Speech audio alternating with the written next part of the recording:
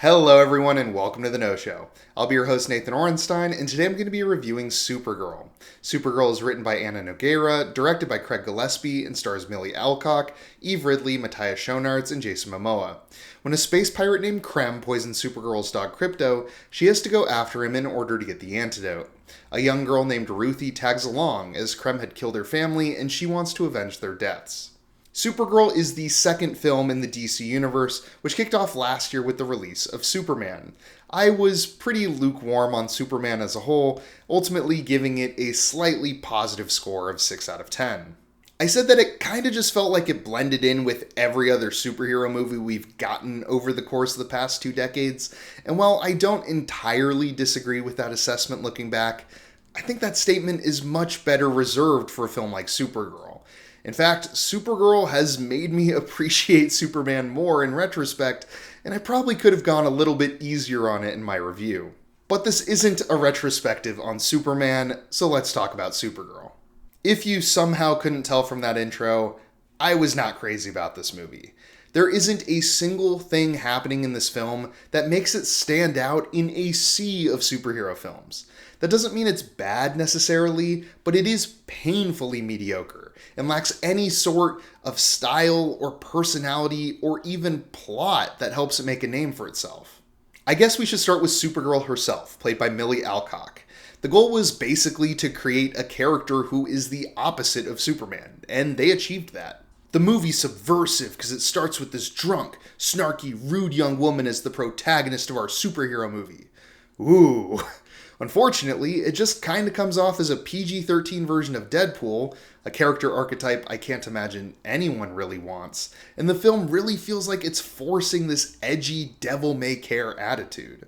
Of course, she does have the same character growth that these types of characters have been having for decades upon decades, so you don't need to put up with it the whole movie or anything.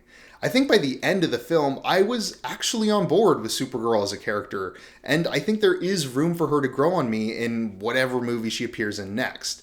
And I think Millie Alcock does a good job with what she's given, even if what she's given isn't great. The emotional journey her character goes on to get to the point where I found her to be sort of likable is an awkwardly executed one though, filled with flashbacks to her childhood that are kind of just mashed into the middle of the narrative. And that leads me to Ruthie, who is basically Supergirl's sidekick throughout this film.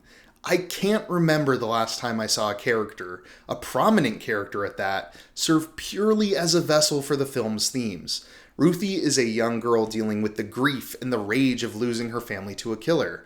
Well, Supergirl apparently also has some emotional issues to work through, so thank goodness we have this side character to act as a mirror that the film can hold up whenever we need to have a flashback or a moment of emotional growth. Ruthie's only defining feature outside of this is that she's sort of annoying, so there's that. This movie is about this emotional journey for Supergirl, and not really anything else. The plot is that Crypto is poisoned and needs to be saved, but that's just the framework for this emotional growth to happen. Outside of that, there really aren't any notable plot points. It's largely character-driven by poorly written and kind of unlikable characters. They have to go to this dangerous planet to find Krem, and then they get in and out of trouble a few times, and then they have a big fight with him. That's pretty much it. The planet itself is boring and ugly, the characters they meet along the way are disposable, and again, nothing really happens that you haven't seen before. The two non-disposable characters they meet are Krem, played by Matthias Schoenarts, and Lobo, played by Jason Momoa. Krem, like I've mentioned, is the main bad guy here, and I think Schoenarts plays him pretty well, but he's literally just a space pirate. Like, don't get me wrong, he's a bad guy for sure, but compared to what we've come to expect from these types of movies, he just doesn't have any sort of lasting impact. Lobo is this hulking alien mercenary who's easily my favorite character in this movie. Jason Momoa is basically doing his Jason Momoa thing here, which I'll admit always kind of works for me, and he's ultimately this massive threatening character who's also pretty hilarious. My problem is that Lobo himself is basically a walking plot device, just like Ruthie is. Every time something goes sideways, oh look, there's Lobo, he can help us out. Which is kind of funny considering he's not traveling with them or anything. He just happens to be there every time. I can't complain though. I was always happy when Lobo showed up. As far as the rest of the movie goes, it does the usual superhero stuff. I think the movie's at its most entertaining during the action scenes, and watching Supergirl fight is actually pretty sweet, but there isn't that much of that kind of thing. One scene that really frustrated me was in this bar, and like 15 dudes had their guns pointed at Supergirl, and then she had to fight them all, but the camera just stays on Ruthie, hiding under a table the whole time. Why? I personally found the film's soundtrack to be a highlight here too, although the song choice for the climactic final battle really sucked, and I think most people will find it off-putting too. Outside of the music, there isn't much to talk about in terms of style or even visuals or anything like that.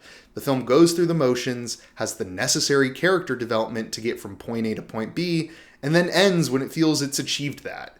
It's a completely watchable, largely inoffensive, relatively short film. I was never bored with it or even that annoyed, but I was never, at any point, all that into it either. Supergirl is another drop in the bucket for superhero movies, and it really isn't anything more than that. The film also doesn't really seem to have any larger implications for the DC universe as a whole, which feels like a missed opportunity considering they're still setting this whole thing up.